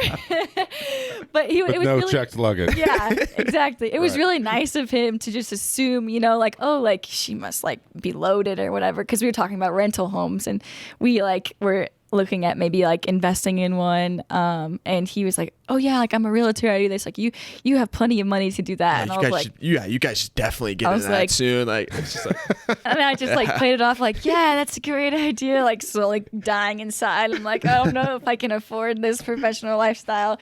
But yeah, it's just hard. I feel like a lot of people don't understand, like you put professional in front of anything and they automatically assume like successful even outside of your sport, like, oh, you must be well off or whatever. Right. But like, no, it's a grind. Like it's a grind for us. I know it's hard.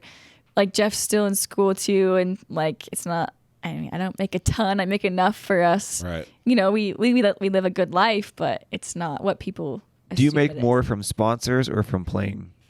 Right now playing. Okay. depends on the year. Yeah. But it just kind of like depends. Like last year, like our World Cup, our women's team won the World Cup, so like women's soccer was just like in the front. Everyone like wanted to be a part of it, and so that helps our league and girls playing in the NWSL because they're associated with that and they're women's soccer professional players, and so sponsors are a lot easier to get. COVID was hard on that specifically. sure. 'Cause COVID this year kind of was shut that this down, season but- was going to be a big year for the NWSL after coming off the World Cup and fans, and so that was Right. kind of a big blow. But Wow. specifically in the NWSL. But So like I didn't even think about that. like what can be done like to help shrink the gap, right? Because that was my question. Like, what's hard is- is the game that helps? Like, what- ultimately like there's got to be the dollars going into it from fans and media to be able Yeah. to, because I don't think it's like the owners, I don't feel like are like hoarding it, are they? No. Our owners are like, you won't find any owners really like the NWSL owners, like especially ours at the Spirit. Like they put a lot into it and they don't get compensated as Yeah. much as they put into it. But yeah, I think it's just like, it's, you know, viewership, fans coming to games, like finding the right markets to have teams so that there's, you know, like I think the Utah Royals, like is a great market because they have, you know, RSL and just getting more awareness. Like it's amazing. Like when I went to North Carolina, like that was the first year that team got, they got bought. They were in New York, and so it was the first time being in North Carolina. Like a lot of people didn't even know that like there was a professional team like in their backyard. So it's just like letting people know like, hey, like there's a women's professional team like in your city, and like they're the best soccer players like in the US like and in the world. Like we have like right. international players from other national teams like playing. Like you won't get better, like more competitive and exciting soccer to watch than in the NWSL, and I don't think a lot of people realize that. Like once people, It's got to be the best women's soccer league in the world. yeah, Like yeah, the for top sure. professional. I mean, I guess it's hard to call a male league more I mean, there's a few that you would Yeah. consider the elite leagues, but I mean, it is. It's the English Premier League, for example, of women's soccer. totally. Yeah, definitely. And so like just getting people, like I mean, Jeff's whole family is sold now, and they didn't even know what soccer was like when I started dating him, and like they love it. And so it's just getting like raising more awareness and getting people to understand and give soccer a chance. Like you said, soccer's not super popular in the U.S. Isn't that so interesting? A lot of people don't give it a chance and they don't understand it, so they don't like appreciate it. But like once you give it a chance and start watching it and like understanding like everything behind the game of soccer, then a lot of people enjoy it. And I think that is probably what paints the best picture of the separation or the separation between like men's and women's soccer, right? You have soccer is the biggest sport in the world, bar none, hands down. There's not even an argument. I mean, we're in America, so we don't really know that, right? But the fact that these other countries like Argentina, like Brazil, that they don't have as good of a women's soccer team as their men's soccer team. I think that's the number one thing that helps at least female soccer to grow is getting more international competition where the World Cup does become more competitive, like the male side where any team could really win, right? Where right now it's just the teams where the country has invested in women's sports longer. It's like your main four in the women's game. Exactly. England is one of them, and Brazil. And right. So, I mean, but what sucks is we have to wait 4 years between World Cups, but hopefully that just continues to grow. Because like your league, the NWSL only has what, 9 teams?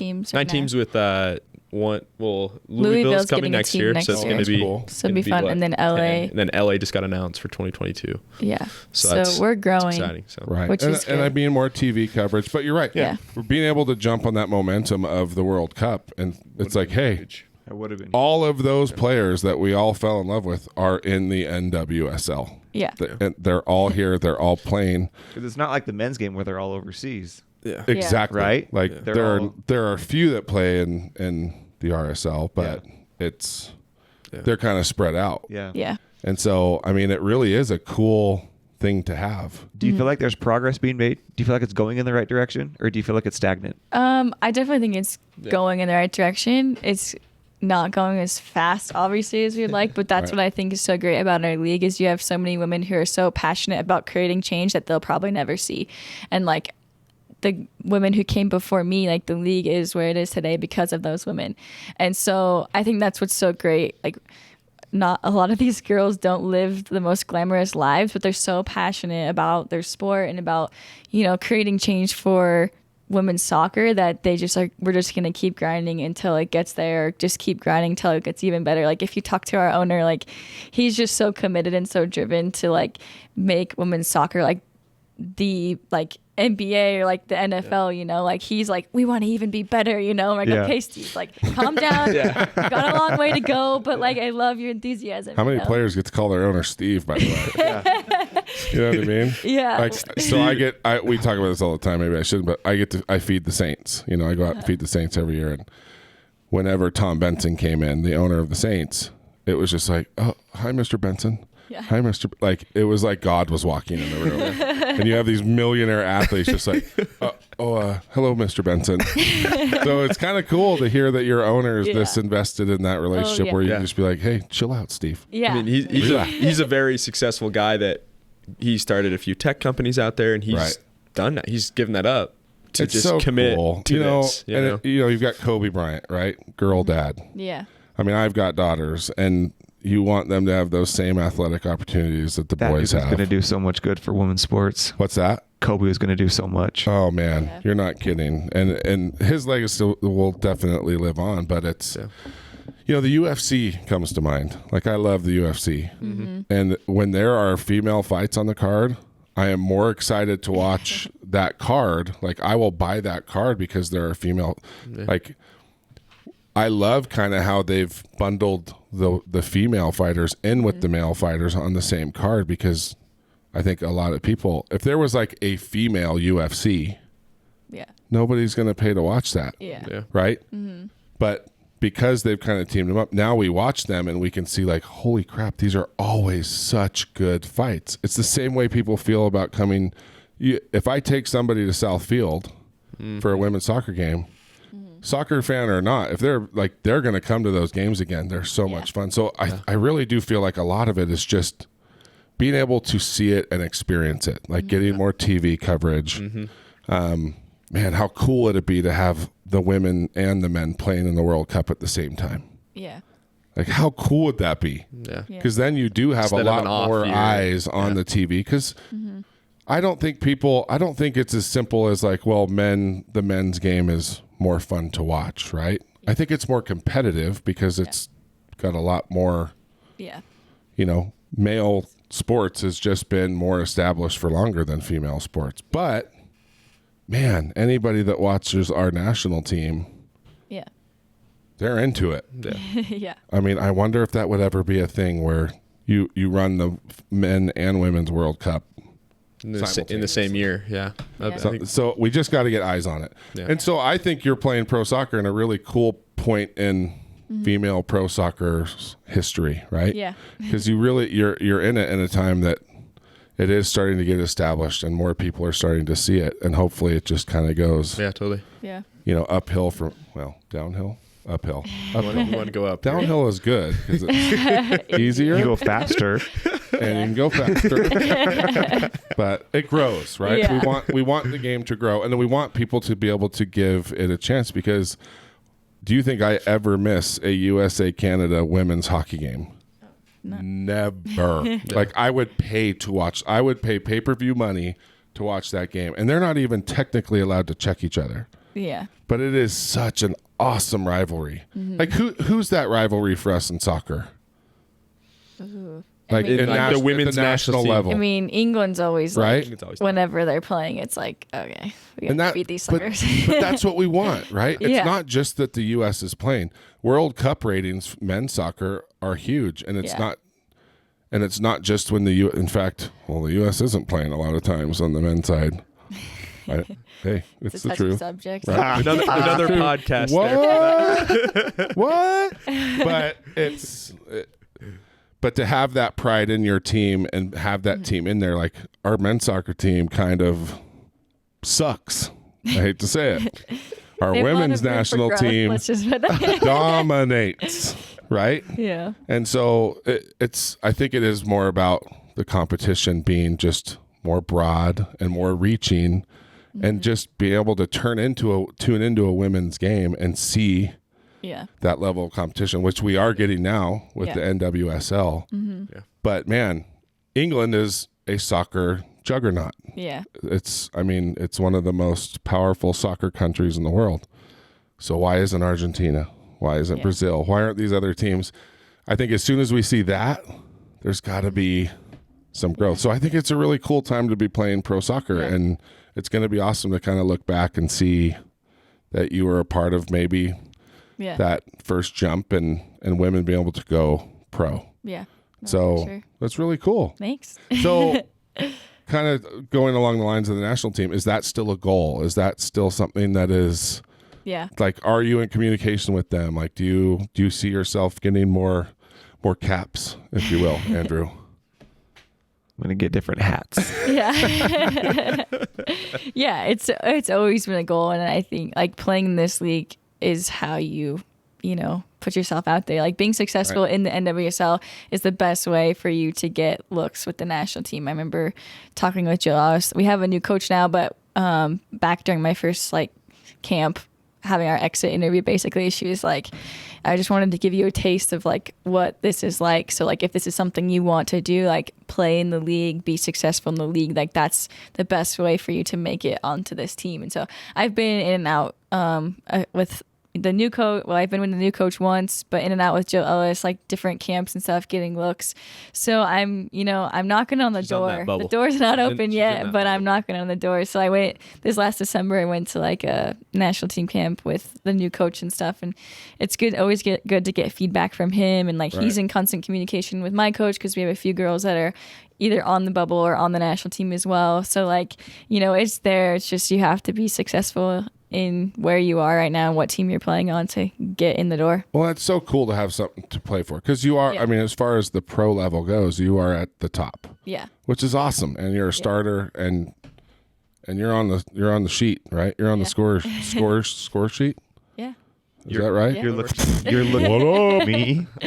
Well, and so, I mean, you obviously are very relevant, and I'm sure you are on that bubble, but still very cool to have something to kind of work towards, especially, I guess, monetarily now, right? Yeah. We've learned because you can actually make, it's a nice little raise. Do you just get paid like per appearance, or how does that work? Yeah, so it's an interesting dynamic. Back to that question about the men and women difference. The national team, it's different. Sorry, you can talk more about this. It's you. You're good. But they get paid differently. You guys the women get paid salary. The men get paid per appearance. Interesting. And so that's some of the differences. We do get paid. So like for me, I'm not an allocated player. I'm not like on the national team. Like so the thing about our league is if you are an allocated player on the national team pays your salary, not the NWSL. What? So that helps our league because our league is folded in the past because like the league can't afford national team players. So if you're an allocated player, like they pay your salary. But for someone like me who's not allocated, I get paid per appearance or for camp. How many allocated players are there?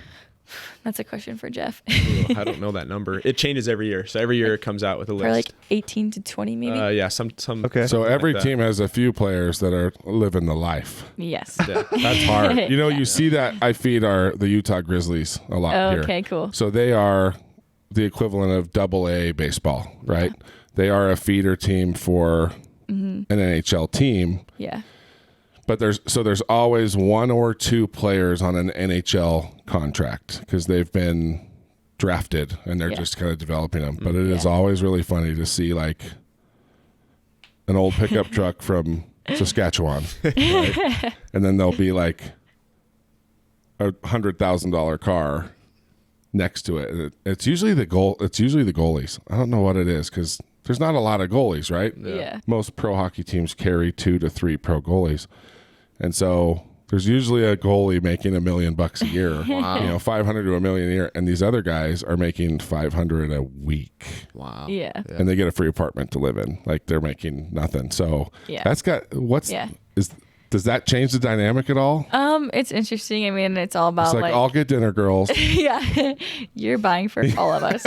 I mean, it just depends on the player, like I've been on teams where players are hard to be around because their lifestyles are so their lifestyle is different. We're doing the same thing. Like they're on our team. We go to the same practice. We put on our cleats and run the same drills. Boots, you mean? Yeah, our boots. Sorry.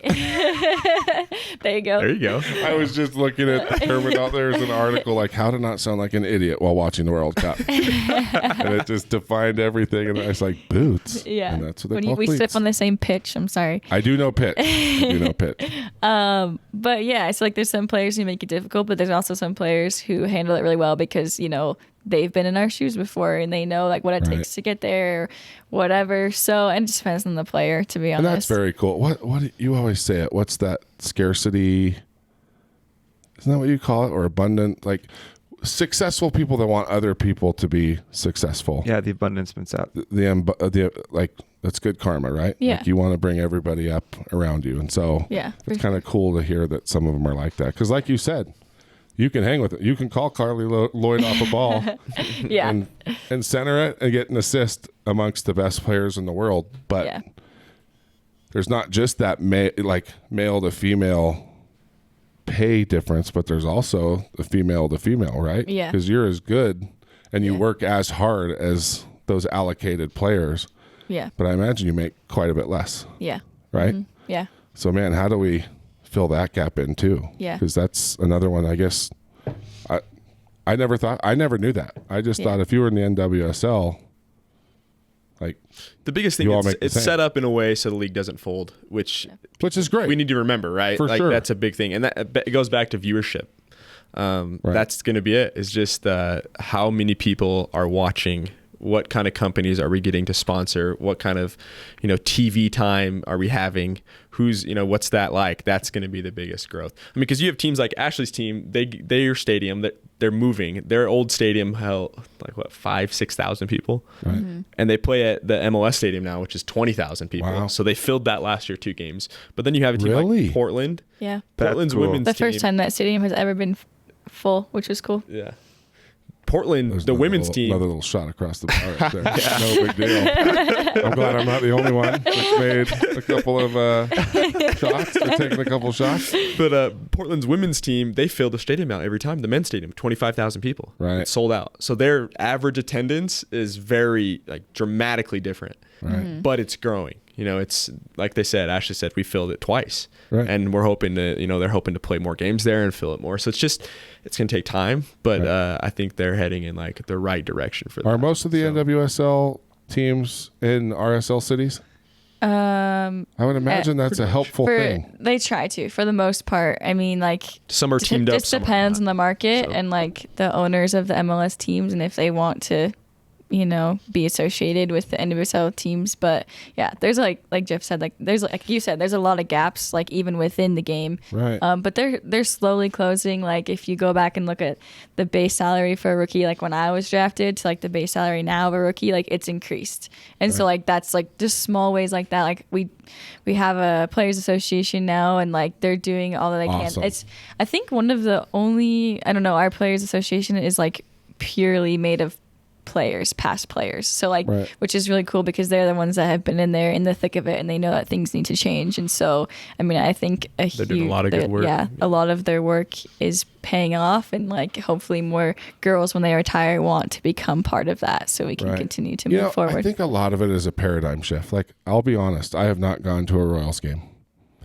A lot of it is just I gotta go. I'm just kidding. So do you know I was going to come, I was so stoked to come to the Switzerland game. Oh yeah. I was when I found out you were going to play, I told Tay, we're going to this game. I got sick.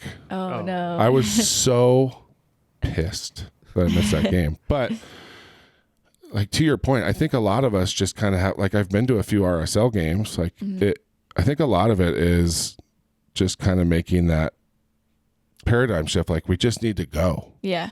Mm-hmm. And so these conversations this, we think it's just a podcast with Ashley Hatch, right? Awesome player, especially anybody that's into BYU soccer which a lot of people are.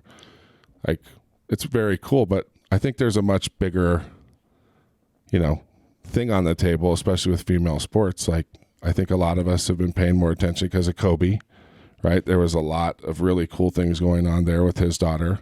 Yeah. But I think it's just a matter of giving it a shot. That's why I brought up the UFC earlier, because if I want to watch, the title fight of whatever guy against whatever guy, you're paying $65 for the fight. You're going to watch the fight. Yeah, the fight. You're going to watch all 5 or 6 fights. Yep. Yeah. And it is really cool. Normally, if a girl fight was in the prelim, maybe I don't watch it. Yeah.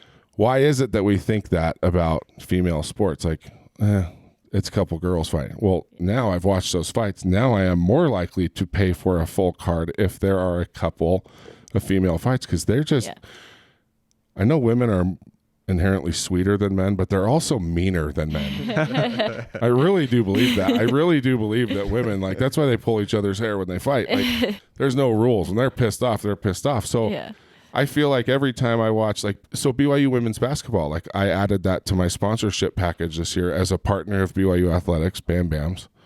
I wanted to throw some of it towards the women's basketball team because I started taking my daughter Taya to those at the end of last year, and they were so much fun. Yeah. And there's a few hundred people there. Yeah. Mm-hmm. And so I think we've got to change the paradigm of because it's a female, females playing, we don't think about even going. If we go, we'll be... That's what I was going to say is, all of our friends, my family that, Ashley's joined our family and now everyone's more invested.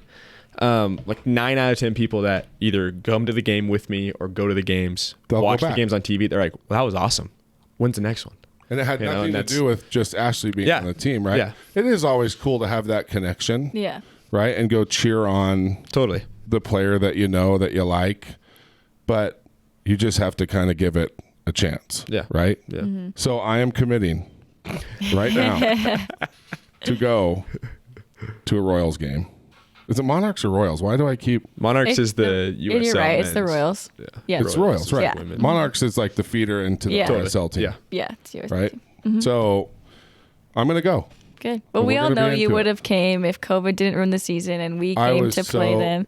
When I read it was coming, I would have been at every one of those bad boys. Like that would have been so much fun to be able to go watch. To have that whole league here. Yeah.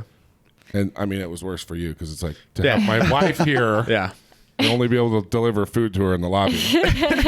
That sucks. But so I mean, this is important, and I think you coming on here is a really cool thing because it does put it out to people like, hey, we gotta go watch these games. Yeah. And so, So what about after soccer? Do you have any plans yet? Are you still in that day-to-day mode? Like, do you want to stay in the game even when you're done with the game? Because you're in your prime. You have a long ways to go. Yeah. But I don't know. Talking to you used to be. I wanted to mention this. Like, you're a quiet person. Yeah.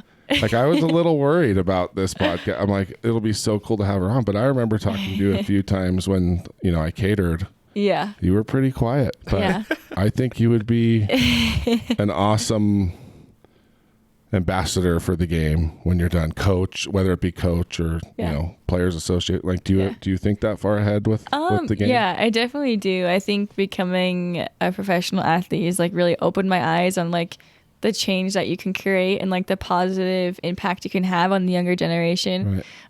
I love coaching, and I've been training girls ever since like I was in high school. Like me and my sister would run our own soccer camps. I was going to say, you have camps. Do you still do that? Yeah, I do camps all the time. I just love working with youth, especially female players who are like dedicated and just really want to get better.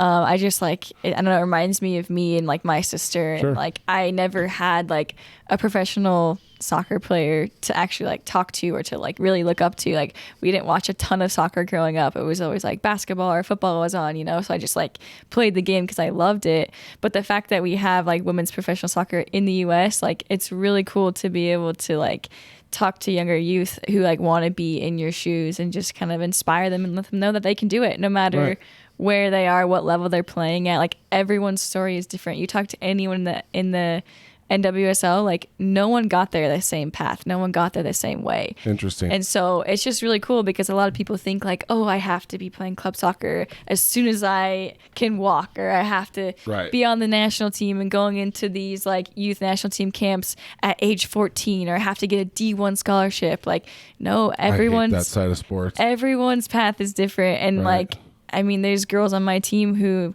played like D2 soccer and just like realized that after college they didn't want to stop, and so they kept working on their craft. Then came to tryouts and walked on per se, exactly. Like, there's everyone's path is different, and so I think that's one thing that people don't understand, and so like to help younger players get that is really fun. It's way cool. Now, does the NWSL have kind of a minor league, or is it just pretty much college right now? Well, they have like, what is it?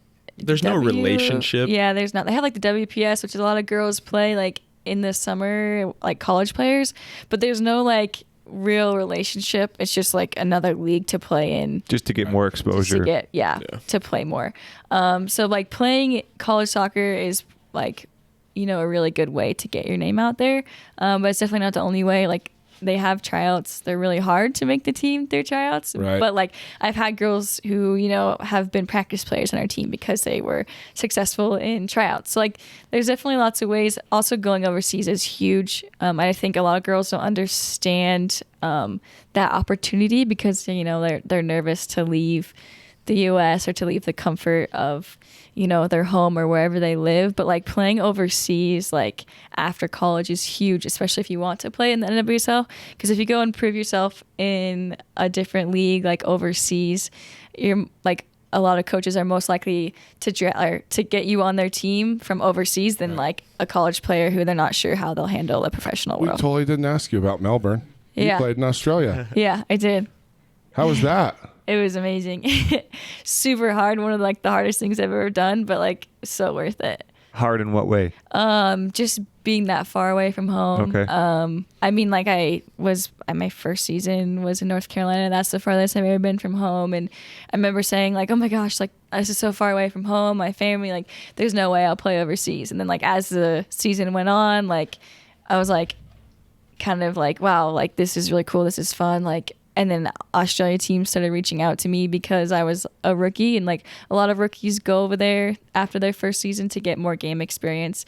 And so I had a couple like conversations from like current players in the NWSL who are like, hey, come play for us and stuff. And Melbourne is the best team in the W League. And so like when I got that opportunity, I was like, I can't turn this down. So wow. I had 2 weeks at home after my rookie season and flew off to Australia. Wow. And we were talking then too, so that was rough. I was supposed to come back to Utah during the off season. That was when we finally were like, maybe start You dating. dedicated. Try to date a pro soccer player. Yeah, And sounds like. and in Australia. Yeah. No kidding. 16-hour time difference. Yeah. Yeah. Well, you got to do what you got to do. Got to He manned up. He ain't gonna- Yeah. That is awesome. So I know we've been going a while, but can we get the nutshell story of when you two met? Yeah. We Elena Medeiros, but she's married now. No, it's Yeah. Duke, whatever. She was dating at that time one of my friends from high school here, and they set us up. She had like just been in a relationship, and she wasn't looking to date or get really serious with anyone. And so I was like, we kept hanging out, going on dates, and I want to kind of like get more serious, and she'd say no. And then it just didn't help that she wants to be a professional soccer player. That doesn't help my case. So it's just no. ain't got time for that. As soon as I got drafted, I was like, okay, Yeah, any she's date I leaving, go on, man. it's just for fun because like I'm leaving. Like, For sure. I'm out of here. And I'm not looking back. So I would just put my foot in the door through, every couple months, whatever, and then He was Australia. yeah, you were consistent. Yeah. What I liked about Jeff is like he was never like intimidated or worried about what I was doing. He never like, I don't know, I dated a few guys who like, I was the athlete, and it's usually the other way around. And so I think they were a little bit intimidated by that, and they like, I don't know, they just had a hard time dealing with it, and you could just tell. I don't know if it hurt their Especially ego. at or BYU. anything. I don't know what BYU sports have that. I don't know why that's like such a prominent thing. That attitude of like BYU athletes, But Yeah, it was just different. And with Jeff, it was, I don't know, he just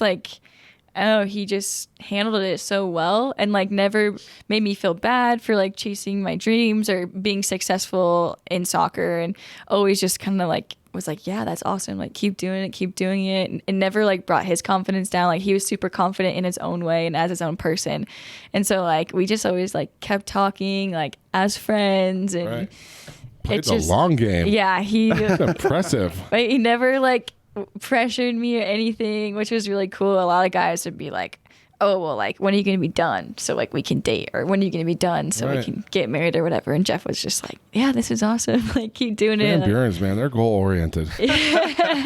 He's the same way. That's You really can't tell cool. us no. Well, Yeah, exactly. Yeah, I say no. story. Jeff hears maybe. that's right. So you're saying there's a chance. Yeah. Yeah, exactly. Funny story is I didn't know who she was. I knew BYU was good at soccer, but I didn't know who Ashley Hatch was. Well, that was probably a leg up, because then then it might become. And we started going on dates, and there's a family friend that has daughters, and I was like, oh, I've been going on dates with the girl from the soccer team. They're like, oh, who is it? And Ashley Hatch. Just the best and player the on girl the team. goes, you're going on a date with Ashley Hatch? And I'm like, whoa. And so I looked her up, and I was like, oh man, she's good. But she's a cool. big deal. Yeah. So you started this during the senior season? Is that what it was? Yeah, right before the senior season we And met. then, so when did you guys get married? So 2016, we got married in 2019, beginning of 2019. Whoa, Yeah. that was the long game. Yeah. That's like eternity for Provo. Holy crap! Yeah. So like, when did you guys? When did you say it was like he was your boyfriend? 2018, beginning of 2018. When I got traded to the Spirit, so I was in North Carolina, played in Australia. While I was in So you Australia, went even got farther away, traded. and farther away. Yeah, then I got traded to the Spirit, and like a month into the season, he came out to visit me. I came out here to play the Royals, and then that's when we like made it official. Was when I Wow. came out here to That's when she went to In a Relationship on Facebook. Yeah, exactly. I was finally changed my style. Yeah. Well, we Holy always crap. joke because Jeff's just great with it, and he always jokes like should I put it on my resume? Wife, professional secretary. I don't know. It's just really funny. I think you should put your dating on the resume for sure. That's like right. It's this, the investment I made in 2016. Yeah, tell us Finally the paying time. off in 2019 or 2018, whatever. I mean, but it is cool because to be an athlete, that's hard, especially when, sometimes people want to date you just because of who you are, right? Yeah. We call them jersey chasers, right? Yeah. That is a term. I know it's a term. But it's really cool. It's been fun. We're great. I mean, it's just a blast. Yeah. Well, do you know he's my agent? Shut your mouth. Yeah. For real? Are you really? Yeah. He So is. and then NWSL Is that what you're going into? Like, is that? No, I'm accounting. I'm accounting major. well, yeah. So agent. yeah. I mean that. Yeah, for so sure. It's like lawyer or accountant. it's different than NWSL. A lot of the girls there's like 4 or 5 agencies, and there's 5 Right. to 10 girls at the same agency, and they're all the same deals, and then you just don't get much feedback. Which is beneficial. There's benefits to that, but her dad was her agent, and then he kind of Yeah. wanted to just be dad, and so he's been great for her. And then Sure. we just It was a it's pretty just better smooth that we transition. just rather have someone I'm just fighting for you, and I'm just doing things for Well, you a lot of rather girls, they Till like another just, one wants to hire you. than. That's right. yeah. It's a good deal. You're going to be getting phone calls. Well, a lot of girls, like, I just, like when I went to that first national team camp, I was just asking so many questions. Like, do I need to get an agent? What is the draft like? What was your first, what do I need to expect? Like, just soaking it all in and trying to learn. And so, like, a lot of girls are like, do I get an agent? Do I need an agent? Like, especially before the draft, like, who's going to communicate for me? And a lot of girls were like, I have an agent, but I haven't even talked to him in like 6 months, And it's Yeah. like, well, what's the point of even having an agent? You're supposed to work together. Like, they're supposed to help promote you and stuff. So, like, I talk to my agent every single day, like we're always like working together, which is really cool. Like sometimes we need to like, okay, like enough. Like we have to like set some, No more soccer. No more work boundaries. talk. No more Yeah, soccer. yeah. But it's been really good, and it's been a lot of fun. I was actually reading a book, How Champions Think. Have you guys ever heard of that book? It's a golf book. But anyway. Oh, wait. It's the, what's his name? It's that sport, Yep. Yeah. Rotella or something like that. Yeah. He's written all those like golf psychology books. Yeah. Bob Rotella. Yeah. That's who it Bob is. Rotella, yeah. Wow, I know There a you book. go. Andrew. This is like the first time ever oh man, I feel so cool right now. Anyway, go ahead. Yes. Mark it down, Brent. Let's Yeah. I want to remember this moment. Yeah, so anyway, I was reading that book, and it's really cool because it just like dives in a lot about like golfers and their mentality, but also like their lifestyle and stuff. And it says like if like any golfer who is married, their spouse is a pretty exceptional person. Like any exceptional athlete has an even more exceptional like spouse. And like when I read that, I was like, oh my gosh, that's like so true, because like that's how Jeff is. Like I wouldn't be able to be continuing to play if it honestly wasn't like for Jeff and like his support. Because like once you get married, like you guys, it's just a different world. Like there's sure. someone else in your life, and you have For to sure. become a team and like not worry about them, but like wherever I go, he's gonna go, and he has to be okay with that. And so I don't know, like it's been a huge blessing, like having Jeff. I know my dad was really worried, like when I started dating someone, like, oh no, like is she gonna stop playing because Right. like crush the dream. yeah, exactly. But he's just like added to it. So We've had quite a few couples in here that very, very successfully work together. So A lot, actually. right? Like so we all know that it works. Yeah. But man, this is the first time we've had kind of the agent athlete thing. I mean, that's Yeah. really cool. Yeah, Yeah. it's fun. I don't think I've actually ever heard that, like in any major sport, that the spouse is the agent. yeah, I don't know if I have either. That's but- pretty. Yeah. That's Yeah. awesome. Yeah. So what would That's fun. happen if one of your teammates is like, "Can I get your husband's number?" Sucks.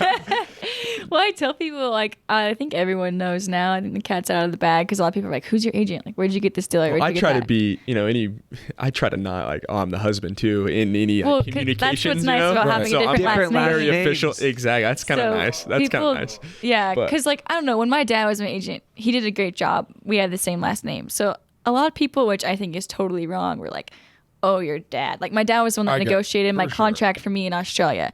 And my coach, this is a different story, but he kind of was like, oh, well, your dad, tried to get more money. Well, like, duh, he's my agent. But, like, because he's my dad, they, like, There's a bias. it was just, it's stupid. Like, I know a lot of athletes that have their dad as their agent. You know, like Right. Neymar's dad's his agent, for goodness sakes, and he's doing a great job. You know, Kind of a baby.